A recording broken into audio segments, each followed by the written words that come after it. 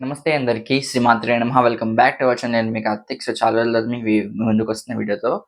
So, యాక్చువల్‌గా ఎందుకు videos రావట్లేదు అంటే కొంచెం బిజీ ఉండడం వల్ల వీడియోస్ రావట్లేదు. అండ్ నౌ ఇప్పుడొచ్చేసి మనకి కార్తీక మాసం కాబట్టి, కార్తీక మాసంలో అసలు ఎలా శివకేశవుని ఆరాధించుకోవడం అనే వీటిలో మాట్లాడుకోబోతున్నాం అనమాట. అండ్ మనకి నఖార్తిక సమామాసం చెప్తూ ఉంటారు. అంటే కార్తీక మాసానికి సమానమైన మాసం వేరొకటి లేదు అని చెప్పేసి. ఎందుకంటే ఈ కార్తీక మాసం అంతా కూడా మనకి ముక్తిదాయకం అనమాట అండి. ఎలా అంటే లైక్ మనం మామూలుగా లేచి అంటే 4:00 ఆ టైం కల్లా బ్రాహ్మీ ముహూర్తంలో లేచినా కూడా పుణ్యమే. స్నానం చేసినా పుణ్యమే. దీపం వెలిగించినా పుణ్యమే. అంటే మనకు తెలిసి తెలియకుండా ఒక దీపాన్ని వెలిగిస్తే మనకి పుణ్యం వస్తుందనమాట అండి. సో, ఈ విధంగా అసలు ఈ యొక్క 30 డేస్ ఆఫ్ ఫెస్టివల్ కార్తీక మాసం జనరల్‌గా మన పండగలన్నీ కూడా మనకి 3 డేస్, 5 డేస్, 10 డేస్ అలా ఉంటూ ఉంటాయి. కానీ ఈ కార్తీక మాసం పండుగ మనకి నెల రోజుల పాటు ఉంటుందనమాట. 30 డేస్ మనకి ఈ ఫెస్టివల్ అంతా ఉంటుంది. అంటే ఫస్ట్ రోజు మనకి పాడ్యమి, తర్వాత యమ విధి అని చెప్తూ ఉంటారు. అలా ప్రతిరోజు ఒక ప్రత్యేకతతో కూడుకున్న మాసం మనకి ఈ కార్తీక మాసం అనమాట. సో, ఈ కార్తీక మాసంలో మెయిన్ మనం చేయాల్సింది ఏంటంటే ఫస్ట్ వచ్చేసి మనకి కార్తీక స్నానం. ఆ తర్వాత మనకి శివాభిషేకం. శివకేశవులిద్దరిని కూడా ఆరాధించే మాసం మనకి ఈ కార్తీక మాసం అన్నమాట. ఎలాగైతే మనకి శివుడికి అభిషేకం కార్యక్రమాలు చేసుకుంటూ ఉంటామో, అలాగే ఈ సూర్యోదయానికన్నా ముందు మనం కార్తీక దామోదరుడికి పూజ చేసుకుంటూ ఉంటాం. అంటే దామోదరుడు అంటే దామును ఉదయం ధరించినవాడు. అంటే దీన్నేమంటారంటే మనకి శ్రీ మహావిష్ణువు శ్రీకృష్ణుడిగా అవతరించినప్పుడు ఈ యొక్క యశోద ఉంటుంది కదా! యశోద ఏం చేస్తుందంటే కృష్ణ అలా చేస్తున్నా అని చెప్పేసి ఒక రోకలికి ఒక రుబ్బురోలు పత్రానికి తాడేసి కట్టేస్తుందన్నమాట. ఎక్కడికి మనకి ఉదరం భాగాన కట్టేస్తుందన్నమాట అండి. అప్పుడు మనకి దామోదరుడు అయ్యాడన్నమాట స్వామివారు. సో, అప్పటినుంచి మనకి ఈ యొక్క కార్తీక మాసంలో కార్తీక దామోదరుడిగా మనం కొలుచుకుంటూ ఉంటాం. అంటే ప్రాతకాలం అంటే సూర్యోదయానికన్నా ముందు చేసే పూజ మనకి కార్తీక దామోదరుడికైతే సూర్యోదయం అయిపోయిన తర్వాత శివాభిషేకం కావచ్చు, శివ కైంకర్యం అంతా కూడా మనకి శివ ప్రీత్యర్థం చేస్తూ ఉంటాం అన్నమాట. సో, ఇలా శివకేశవులని కూడా ఇద్దరిని కూడా పూజించుకునే మాసం మనకి ఈ కార్తీక మాసం. అండ్ ఆల్సో కార్తీక స్నానం. కార్తీక స్నానం ఎప్పుడు చేయాలి అంటే మనకి ఈ సూర్యుడు సింహలగ్నమునందు అంటే సింహలగ్నము ఆర్ ఐ థింక్ మాక్సిమం సింహలగ్నం అనుకుంటా.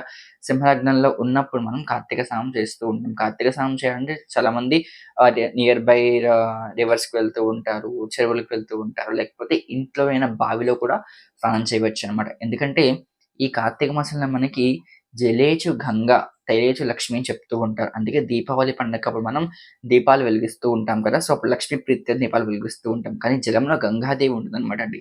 అండ్ ఆల్సో మనం గమనించినట్టయితే కార్తీక మాసంలో 4 గంటలు గనక మనం ఈ యొక్క రివర్స్ కానీ, లేకపోతే దగ్గరున్న చెరువుల్లో కానీ, బావిలో గానీ స్నానం చేస్తే అందులో కొంచెం గోరువెచ్చగా ఉంటాయి. అలా ఎందుకు గోరువెచ్చగా ఉంటాయి? దానికల్ల సైంటిఫిక్ రీజన్ ఏంటంటే మనకి ఈ యొక్క చలికాలం కాబట్టి ఈ పైనున్న అట్మాస్ఫియర్‌లో ఉన్న వేడి అంతా కూడా మనకి ఈ వాటర్‌లో స్టోర్ అయి ఉంటుందని చెప్పేసి చెప్తూ ఉంటారు. అందుకే మనకి చాలా మంచిది. ఆ టైంలో కనుక వాటర్‌తో స్నానం చేస్తే చాలా మంచిదని చెప్పేసి ఈ రకంగా కార్తీక మాసంలో చలికాలంలో ఎవరైనా పెందరాలు లేవడానికి ఇలాంటి కార్తీక మాసం ఖచ్చితంగా లేవాలి, స్నానం చేయాలి ఇలాంటి నియమాలు పెట్టుకుంటారని నేను అనుకుంటూ ఉంటాననమాట. సో, ఈ విధంగా మనకి కార్తీక మాసం స్నానం. స్నానం అయిపోయిన తర్వాత కార్తీక జపం. జపం అంటే లైక్ మనం శివనామ జపం చేసుకోవచ్చు. లేకపోతే ఏదైనా గూడా మనం నామ జపం చేసుకోవచ్చనమాట. ఇలా ఒక రోజు తర్వాత కార్తీక నత్తాలు చేస్తూ ఉంటాం. నత్తం అంటే ఏంటంటే మనకి ఉదయం అంతా కూడా ఉపవాసం చేసి సాయంకాలం చుక్క చూసి మనం భోంచేస్తూ చేస్తూ ఉంటామనమాట. ఇది కార్తీక నత్తం చేస్తూ ఉంటారు. కార్తీక సోమవారాలు, ఏకాదశులు, ద్వాదశులు, శిరద్వాదశి ఇలా మనకి ఎన్నో పండగలు మనకి ఈ కార్తీక మాసంలో ఉంటూ ఉంటాయన్నమాట అండి. ఈ కార్తీక మాసంలో చాలామంది శివ కళ్యాణం చేసుకుంటూ ఉంటారు. రుద్రాభిషేకాలు చేసుకుంటూ ఉంటారు. హోమాలు చేసుకుంటూ ఉంటారు. ఇలా ఏ చిన్న పని చేసినా కూడా మనకి అద్భుతమైన ఫలితం వస్తుంది మనకి ఈ కార్తీక మాసంలో. అండ్ ఇంకొకటేంటంటే మనకి కార్తీక దామోదరుడిని ఎలా కొలుచుకోవాలంటే మనకి ఒక తులసి కోటలోని దగ్గర దీపం పెట్టుకోవడం, చక్కగా తులసి కోట చక్కగా అలంకరించుకోవడం, తులసి కోట దగ్గర పొద్దున్న, సాయంత్రం మానవుడి దీపం పెట్టుకోవడం. ఇలా మనకి ఈ నెల రోజుల పాటు చేసుకోవడం జరుగుతుందన్నమాట. దీపం మనం ఆవు నెయ్యితో పెట్టొచ్చు, నువ్వుల నూనెతో పెట్టొచ్చు. వాటెవర్ మన దగ్గర ఏముంటదో వాటితో పెట్టొచ్చనమాట. కానీ నువ్వుల నూనెతో పెడితే శ్రేష్టం. ఎందుకంటే ఈ యొక్క బయటన్న ఈ గాలి అంతా కూడా మనకి చల్లగా ఉంటుంది కాబట్టి దీపం వెలిగించడం వల్ల మనకొచ్చే ఈ బాక్టీరియల్, ఫంగస్ అన్నీ కూడా పోతాయని చెప్పేసి చెప్తూ ఉంటారనమాట. అండ్ ఆల్సో ఇది మనకి యమద్రంశలని కూడా చెప్తూ ఉంటారు. ఈ కార్తీక మాసంలో మనకి యమ విధిరించి మనకి యమద్రంశలు చెప్తూ ఉంటారు. అంటే చాలామంది ఈ యమద్రంశలు ఈ కాలంలో చాలామంది వెళ్ళిపోతూ ఉంటారనమాట. అందుకే మనం ఈ దీపాలు ఇలా వెలిగించడం వల్ల దక్షిణం వైపు ఈ యమవిధి రోజు దక్షిణం వైపు దీపం వెలిగించడం వల్ల కూడా యముడికి దీపం పెట్టినట్టుగా మనకి ఇవన్నీ కూడా సైంటిఫిక్ రీజన్స్ అలాగే శాస్త్రీయమైన రీజన్స్ కూడా ఉంటూ ఉంటాయన్నమాట అండి. అండ్ ఇంకొక విశేషం ఏంటంటే మనకి ఈ కార్తీక మాసంలో కార్తీక వనభోజనాలు చాలా అద్భుతంగా జరుగుతూ ఉంటాయండి. అంటే గ్రూప్ ఆఫ్ ఫ్రెండ్స్ అందరూ కూడా కలిసి గ్యాదర్ అయ్యి ఉసిరి చెట్టు కింద భోజనం చేస్తూ ఉంటారు. సో, ఈ విధంగా చక్కగా మంచిగా కార్తీక మాసం సెలబ్రేట్ చేసుకుంటూ ఉంటారు. అండ్ నేను ఇంకా సెపరేట్‌గా వీడియోస్ ఏం చేయట్లేదు. ఈ వీడియోస్‌లో మొత్తం అన్ని కార్తీక మాసం 30 డేస్ గురించి కూడా ఈ వీడియోలోనే చెప్పేద్దాం అనుకుంటున్నాను. మనకి శరద్వారస్ కూడా తెలిసిందే కదా! మనకి ఉసిరి దీపాలు పెట్టుకుంటూ ఉంటారు. ఆ రోజు మనకి ఈ అప్పుడే శయనం నుంచి స్వామివారు లేస్తారు అని జెప్పేసి, మనకి ఈ శరద్వాదశి రోజు స్వామివారు లేస్తారు అని జెప్పేసి చెప్తూ ఉంటారనమాట. వైకుంఠంలో శ్రీ మహావిష్ణువు అందుకే ఆయన ఆ రోజు పూజిస్తారు.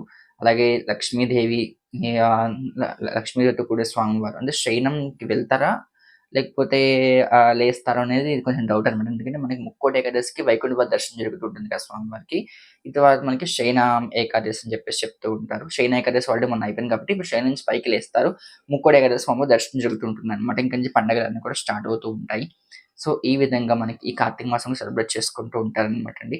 అండ్ ఈ కార్తీక మాసంలో మనకి మెయిన్ ఉసిరి చెట్టు పూజించడం కూడా చాలా ప్రత్యేకంగా చెప్తూ ఉంటారు. ఉసిరి చెట్టు కింద దీపాలు పెట్టడం కూడా పెడుతూ ఉంటారు. అలాగే సాయంత్రం దేవాలయాల్లో మనకి ఆకాశదీపం పెడుతూ ఉంటారనమాట. ఆకాశదీపం మనకి ధ్వజస్తంభానికి ప్రతి దేవాలయం శివకేశవులు ఏ దేవాలయంలో కూడా మనకి చక్కగా ఆకాశదీపం పెడుతూ ఉంటారు. ఆకాశదీపంలో దర్శనం చేసుకోవడం వల్ల కోడి జన్మకు చేసిన ఫలితం కూడా కలుగుతుందని చెప్పేసి చెప్తూ ఉంటారనమాట. అండ్ 365 ఒత్తులు కూడా చాలా మంది వెలిగిస్తూ ఉంటారు. అంటే ఏ ఒక్క రోజైనా కూడా అనుకోని పరిస్థితిలో దీపం పెట్టలేని సందర్భాల్లో మనకి ఈ 365 ఒత్తులు వెలిగించడం వల్ల కలిగే ప్రయోజనం అంతా కూడా మనకి ఆ ఒక్క రోజులో వస్తుందని చెప్పి చెప్తూ ఉంటారు. జనరల్‌గా అంటే రోజు దీపం పెట్టడం మానేసి ఆ రోజు దీపం పెట్టేయడం కాదనమాట. ఆ ఒత్తులు వెలిగించడం కాదు. ఇలా ఎప్పుడైనా అనుకోని పరిస్థితిలో మనకి చేయలేకపోయినప్పుడు అలాంటి ఫలితం ఉంటుందని చెప్పి చెప్తూ ఉంటారనమాట. అండ్ ఇంకేంటంటే మనకి రుద్రహోమాలు, రుద్రాభిషేకాలు కూడా చేసుకుంటూ ఉంటారు చెప్పాను కదా ఆల్రెడీ. సో, అండ్ ఆల్సో ఇలంతా మన కార్తీక మాసం అంతా అయిపోయిన తర్వాత యమవిధియ అంటే భగిని హస్త భోజనం చెప్తూ ఉంటారు. భగిని హస్త భోజనం అంటే ఒకానొక సందర్భంలో యమధర్మరాజు తన చెల్లెలైన యమజ దగ్గరికి వెళ్తారనమాట. అక్కడికి వెళ్తే అక్కడ ఆమె చక్కగా వాళ్ళ అన్నయ్య వచ్చి భోజనం పెడుతూ ఉంటుంది. అప్పుడు ఈ యమధర్మరాజు చెల్లి అడుగుతుందనమాట. "అన్నయ్య నాకొక మంచి వరం ఇవ్వని" అడిగితే, "ఏం వరం కావాలి అని కోరుకోమంటే" ఎవరైతే ఈ యొక్క యమ విద్య నుండి భగినిహస్త భోజనం నాడు ఎవరైతే తన చెల్లి గాని, లేకపోతే అక్క ఇంటి గాని వెళ్తూ ఉంటారో అలాంటి అన్నయ్యకి అపమృత్యు దోషాలు పోవాలని చెప్పేసి చెప్తూ ఉంటారనమాట. సో, అందుకే చాలా మంది భగినిహస్త భోజనానికి వెళ్తూ ఉంటారు.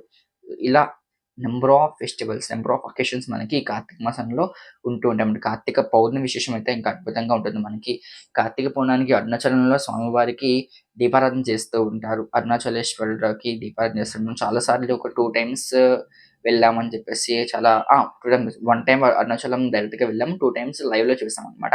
సో, ఈ ఇయర్ కూడా పాసిబిలిటీ బట్టి చూడాలన్నమాట అండి. సో, చాలా అద్భుతంగా అరుణాచలేశ్వర స్వామికి ఎంతో విశేషంగా మనకి కార్యక్రమాలు జరుగుతూ ఉంటాయన్నమాట. కార్తీక పౌర్ణమి రోజు ఆకాశదీపం పెడుతూ ఉంటారు. సో, ఈ విధంగా మనం మొత్తం కార్తీక మాసం అంతా కూడా చాలా స్పెషల్‌గా నడుస్తూ ఉంటుంది. అండ్ లాస్ట్‌లో వచ్చేసి మనకి పోలాల అమావాస్య, పోలి స్వర్గం చెప్తుంటారు. పోలి స్వర్గం అంటే ఈ యొక్క వ్రత ఫలితం అంతా కూడా మనకి పోలి అనే ఒక ఆమెకి మనం అర్పిస్తామనమాట. ఆమె స్వర్గానికి వెళ్తుందని చెప్పేసి చెప్తూ ఉంటారు. ఇవన్నీ కూడా ఒక్కొక్క దానికి ఒక్కొక్క కథగా ఉంటుందనమాట. అండ్ ఆల్సో కార్తీక పురాణం. పురాణ శ్రవణం కూడా చాలా అద్భుతంగా ఉంటుందనమాట. అన్ని కార్తీక పురాణ శ్రవణం చదువుతూ ఉంటారు. కార్తీక పురాణంలో రోజుకొక అధ్యాయం చొప్పున చదువుతూ ఉంటారు. ఒక అధ్యాయంలో దీపారాధన చేయడం ఫలితం ఏంటని చెప్పేసి, ఒక అధ్యాయంలో శివాభిషేకం చేయడం ఫలితం ఏంటని చెప్పేసి, ఒక అధ్యాయంలో శివుడికి బిల్వపత్రాలతో అర్చించిన ఫలితం ఏంటని చెప్పేసి, ఇలా మనకి ప్రతి ఒక్క అధ్యాయంలో ఒక్కొక్క రకంగా ఉంటుందనమాట అండి. సో, నేను ఈ కార్తీక మాసాన్ని పురస్కరించుకొని నాకు తెలిసిన శివుడి శ్లోకాలు కావచ్చు, లేకపోతే శివనామాలు కావచ్చు, అండ్ ఆల్సో శివుడి గురించి విశేషాలు కావచ్చు, అవన్నీ కూడా మీకు కార్తీక మాసంలో షేర్ చేద్దాం అనుకుంటున్నాను. అండ్ ఆల్సో పంచరామ క్షేత్రాలు, అలాగే ద్వాదశ జ్యోతిర్లింగాల గురించి కూడా ఈ కార్తీక మాసంలో ఒక్కొక్క సోమవారం ఒక్కొక్క వీడియో కింద రిలీజ్ చేద్దామని అనుకుంటున్నాం అనమాట. 4 సోమవారాలు అలాగే ప్రత్యేక పర్వదినాలన్నీ కూడా మీకు టెంపుల్స్‌తో వస్తూ ఉంటాయన్నమాట అండి. సో, ఈ విధంగా ఈ కార్తీక మాసాన్ని అంతా కూడా బాగా సెలబ్రేట్ చేసుకొని శివకేశవులు ఇద్దరికీ ప్రీత్యర్థం శివకేశవులకు అనుగ్రహం పొందాలని చెప్పేసి మనస్ఫూర్తిగా కోరుకుంటున్నాను. అలాగే మరిన్ని వీడియోస్ మన ఛానెల్ సబ్స్క్రైబ్ చేసుకోండి, లైక్ చేయండి, షేర్ చేయండి, కామెంట్, సబ్స్క్రైబ్ చేయడం మాత్రం మర్చిపోకండి. వీడియో కొంచెం స్లోగా, డల్‌గా ఉంటుంది. ఎందుకంటే మనకి చాలా రోజుల తర్వాత గ్యాప్ వచ్చి మళ్ళీ వీడియో చేస్తున్నాం కదా! సో, నెక్స్ట్ వీడియోస్ మళ్ళీ జోష్ ఎంటర్‌టైన్‌మెంట్ మళ్ళీ నెక్స్ట్ వీడియోస్‌లో మళ్ళీ కలుసుకుందామండి. సో, దసరా సీరీస్ అయిపోయిన తర్వాత మళ్ళీ ఇప్పుడే నేను మీ ముందుకు రావడం కదా! సో, కొంచెం టైం పడుతుంది. మళ్ళీ కొంచెం బ్యాక్ టు ఫార్మ్ రావడానికి. Thank you so much for watching entire video. శ్రీమాత్రే నమః. జై శ్రీరామ్. వీడియోని మాత్రం లైక్ చేయండి, సబ్స్క్రైబ్ చేయడం మాత్రం మర్చిపోకండి. జై శ్రీరామ్. శ్రీమాత్రే నమః.